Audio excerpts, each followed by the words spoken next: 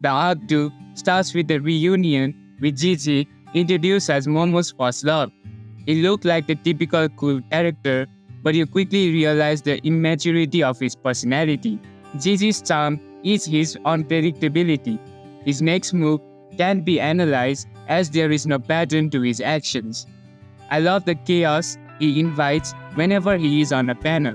Momo's grandmother reveals that he will be staying with the ISS for a while. After the dinner, Okaran decides to return to his home. Unexpectedly, Momo gestures a wave to him, commanding a see you tomorrow. Their relationship is the main reason I read DanDaDan. It's because it starts a conversation about how people grow to be familiar and honest with each other. Clenching his heart, Okaran and Momo separate for the night. Inside, it is revealed that Gigi can also see spirits. Again, love the design of the monster. They are human figures, but their disjointed appearance never fails to creep me out. It also seems to be very powerful. We see this panel showing how dangerous the monster could be. However, immediately after this panel, we got to this. I love how DanDaDan shifts its tonality. It never feels like a drag to read because of its refreshing writing style. The next chapter shows Gigi being himself as always. Okaran is very nervous about Gigi and Momo's relationship. To clear his mind, he starts to exercise and gets startled by Momo's entrance. Gigi appears at that moment and their relationship once again gives an uneasy feeling to Okaran. Feeling like a third-wheeler, he leaves them but encounters an anatomical model. This new friend passes with Momo and Gigi, where Momo sees a glimpse of a ball in the model, and then the chase begins. Okaran transforms, trying to close the gap between him and Momo. He saves Momo from a boss. Finally, they catch the monster. However, its objective was much nobler than they realized. Their conversation was a wake-up call to Okaran that you should fight for your loved ones and not just run away from them. He remembers why Momo is important to him. With determination, Okaran takes the first steps to strengthen their relationship. Not in the best possible way, but he tries to interject whenever they seem to be hitting it off. I love how Gigi matches the goofy of Okaran's character in this scene. Our grandmother reveals that the next section of this story will occur in Gigi's hometown. Also, the old broken down anatomical model will stay in Momo's house. With the sunrise, both of them meet each other. This side plot was very wholesome, but all was not merry that morning. Gigi can't seem to sleep as this creature is beside him all the time. The next day, they travel to Gigi's town through a train. Again, Okaran is very insecure looking at how close Gigi and Momo are. However, this time, instead of running away, at least he is interjecting.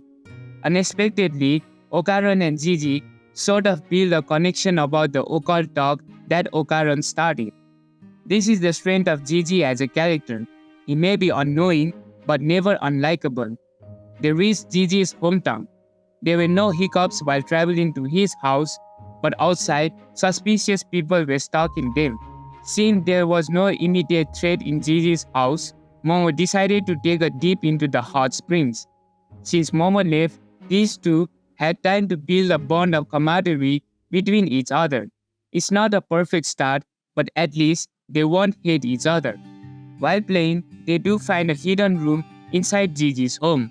Opening the room, they stumble upon a dark area full of papers. Cut to Momo, some men join the hot spring as well. Visibly uncomfortable, she decides to leave, but then the men try to capture her. However, a door squashes the men, protecting her from their clutches. Double Granny is also shown taking a dip at the hot springs. They return to Gigi's house, where Momo witnesses this happening to our boys. Immediately, Momo kicks the group, trying to save the boys. All the members of the cult, who star as an anti, are lead. After beating the men, Momo is faced up against the leader of the cult. This mangaka loves pushing the characters into the walls.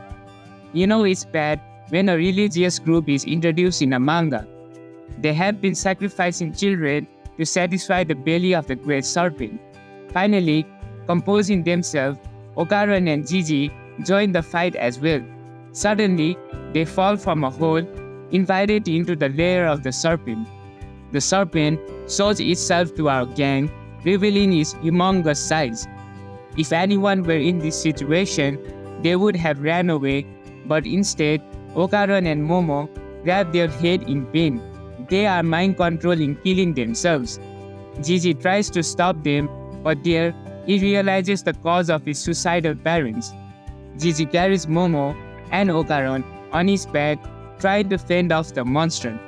However, he could not outrun it. The situation seems dire, but then this monster appears once again. He is known as the Evil Eye, capable of psychic abilities to cancel the serpent's powers. While he was alive, the Evil Eye was a sacrifice for the serpent's appetite. He always used to spectate other kids having fun and envied their freedom. He just wanted to play and have fun. Even after death, he could only be a spectator, looking at others' happiness while feeling lonely inside. Even so, he had a noble heart and tried to rescue other sacrifices, but he was not successful in doing so. It was like his race towards the cult contorted his face to be this way. Jiji learns about the Evil Eye and shows pity towards him. He says he wants to play with the Evil Eye for all of eternity. After hearing this, the Evil Eye transforms, turning Jiji's body into his own. Now awakened, using Jiji's body, he uses a football to hit the serpent. This is a nod to the previous chapter where Jiji and Okaran bonded over the same ball. However, the Evil Eye is not on our side as he kicks Momo into the wall. We learn that Jiji is a prodigy with powerful spiritual abilities. Momo is not able to overpower the Evil Eye, but then Okaran arrives. I love how they are using the football to fight. Okaran grabs Momo, taking her away from the Evil Eye. He plans to deal with Jiji by himself, while Momo has to deal with the serpent outside the hole. The fight resumes between Okaran and Jiji. This fight has got to be one of the best fights in DanDaDan yet. The art was on point, but even more so were the emotions in each punch. Okaran is beaten to a pulp, but he doesn't stay down. 1, 2, 5, 10, 12, 15, 18, 19, and the finishing 20. That was an awesome fury of punches. Above the surface, since Momo lit a fire inside the house, some firefighters came to the scene. Unable to breathe, the serpent burst up into the surface where Momo cleverly throws a fire truck at the monster. The sun rises, killing the serpent as the sun is its natural enemy. Speaking of nature, after its defeat, the volcano erupts, throwing the town into chaos. Momo carries the corpse of the monster near the volcano, using its body like a hose to throw water towards the volcano. At that moment, the Evil Eye also wakes from his slumber and beats the cult members. A weird alliance is made between Momo, the shrine mom, and the cult leader to defeat the greater evil. The mantis shrimp alien also joins the fight. So many people are involved in this fight, but honestly, the one we have been waiting for has finally arrived. Grandmother, in her true glory, descends into our realm. With her baseball bat, she beats the ever-living crap out of the Evil Eye. The anatomical model comes in clutch as he morphs into the Evil Eye, successfully capturing him. I must say, Chiquita has an adorable design. All threats are dealt with, but Momo is still anxious as there is no sign of Okaran. Momo frantically runs to search for Okaran and goes back to the hole to see it filled with lava. Chiquita comes to the rescue by using the UFO to pull Okaran and Turbo Granny away from the lava. Opening the lump, she finds Okaran hugging Turbo Granny. Bringing him closer, she hugs Okaran for being safe and alive. Chapter 49 starts with the ritual to exorcise the Evil Eye for good, but they could not do it as he was a very strong spirit. Ira, asks why she was left out of all the chaos. I wonder how the arc would go with Aira involved. Anyway, they learn that with the splash of hot water, he returns to Gigi, but with cold water, he goes back to the evil eye. We get this cute moment between Okaran and Momo while they were traveling. Thankfully, Gigi's parents are in good health. Then we cut to the cult leader, who is revealed to be a subterranean. The reason for the gigantic size of the serpent was because he was feeding it to grow to that size. This is a big foreshadowing of the coming arc of DanDaDan. This marks the end of Arc 4. So many good things can be said about the arc, but the highlight is Gigi's introduction. I love this character and hope to experience many moments with him. Arc 5 is a short segment of the story that starts with Okaran and Momo being excited about each other's presence. Aira goes to her classroom and feels out of place because of the confession she made. However, as Momo said, she will always be there to remove the loneliness within her.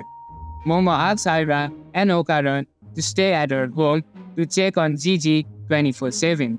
They rendezvous at Momo's place. Gigi, being himself, welcomes both of them with open arms.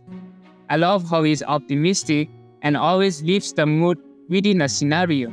All of them sit together to eat dinner, but a drop of soy sauce falls into the skin of Gigi, transforming him into the evil eye.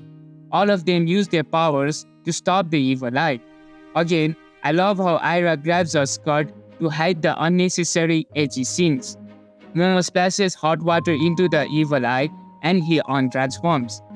The next day, they try to exorcise the evil eye once again with the help of a metal band. I love how DanDaDan never shies away from absurdism. They play their music and I can imagine the music through their headbands. Here, Gigi makes an interesting decision to not kill the evil eye so that he can play with him. He finds it super sad that after finally attaining freedom, he has to be killed right away. Gigi's cries are heard by her grandmother and she welcomes the evil eye into her family. Okaran also swears to protect Gigi because he is a friend. I love how the mangaka has crafted the characters in DanDaDan. In this panel, we can easily see the dynamic of our main cast. However, this piece is quickly gone as the water drops from the rain welcome the evil eye. Gigi feels guilty for all the disruption he has done, and after that, I really like the response of our grandmother. She says, if you are feeling indebted to me, you can pay it forward by helping someone else who is in trouble. That's what being in this together really means. On the next day, Okaran finds Momo in her part-time job. We get this cute moment of the tri-beam between Okaran and Momo. After Okaran leaves, Momo returns to her job, trying her best to do the task she was assigned to do. After finishing her work, she returns home but is pleasantly surprised as Okaran was waiting for her the whole time. They grab each other's hands and return to their home. I'm telling you, the relationship is the attraction point of DanDaDan. At home, Gigi is trying to control his spiritual abilities so that he can control the evil eye by himself. Once again, the evil eye runs rampant and captures Momo inside a barrier he created. Luckily, she had hot water in her mouth and spit it towards the evil eye. Gigi is appalled by what he has done to Momo. To make matters worse, Okaran separates him from Momo. After that incident, there is an awkwardness between Gigi and Okaran. Okaran wants to grow stronger to defeat the evil eye. Turbo Granny sees this and takes Okaran to a different place, and Aira is right behind their footsteps. They go inside the musical room where Turbo Granny explains how to power up in the best way she can. She says Aira can switch 4 times in a beat, the evil eye 10 times. Okaran is only capable of doing it 2 times. We then reveal the big bad of this arc. Drum roll please, it is Mozart. I love this manga because of this very reason. You never know what the mangaka is cooking up in his brain. This double spread is probably my favorite of this series. The attention to detail in this panel is immaculate. Also, I love how Aira says it's dance party time, since her techniques are inspired by dance and this is a music-heavy arc. Once again, some of the double spreads in this arc could be argued to be the best from this manga. However, it would not be DanDaDan if there was no element of creepy in it. Now, at last, Okaran can do 5 actions in one beat. However, the actions he performs are headbangs. I just love the idea of the power of being a headbang. They finally are able to defeat the classical spirits. Okaran and Aira return home where he declares that he will defeat the Evil Eye by himself. The rematch between Okaran and the Evil Eye commences. I just love how Okaran fights. It is a repetitive action but done so fast that it is effective. You feel the growth of Okaran because his illustrations become more demonic and feral. He collides with the Evil Eye, pushing him towards the house. Then Okaran uses his brain to manipulate the toddler that is the Evil Eye. They agree that they will quote-unquote play once a week.